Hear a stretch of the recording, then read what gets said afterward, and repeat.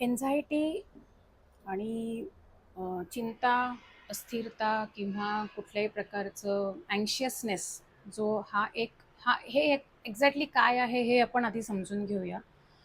एक शरीरावरचं टेन्शन येते.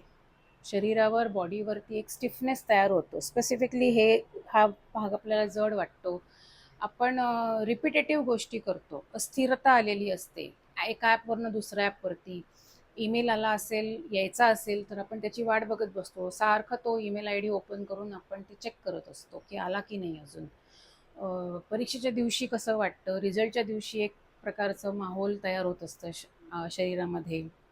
इंटरव्ह्यूच्या दिवशी रेस्टलेसनेस थोडासा दिसतो. ह्याला एन्झायटी म्हणतात. आणि एन्झायटी असणं किंवा अँशियस असणं हे खूप नॉर्मल आहे. पण anxiety disorder is not normal.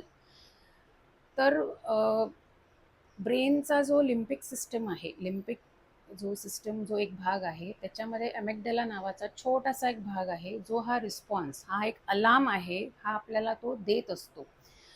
तो अलार्म वारंवार जेव्हा जेव्हा त्या सिच्युएशनमध्ये आपण जातो तेव्हा तो देत असतो. ही सिच्युएशन प्रत्येकासाठी वेगळी असू शकते आणि जर ती सिच्युएशन वारंवार येऊन आपण त्याच्यावरती ॲक्शन नाही घेतली तर ती एन्झायटी डिसऑर्डरकडे जाते.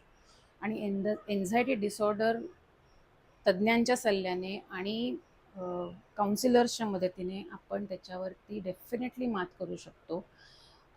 ह्यापुढेही मी असेच व्हिडिओ करत राहीन, ज्या छोट्या कुरबुरी आहेत त्या आपण कशा मॅनेज करू शकतो एन्झायटीच्या बाबतीत. भेटत राहू.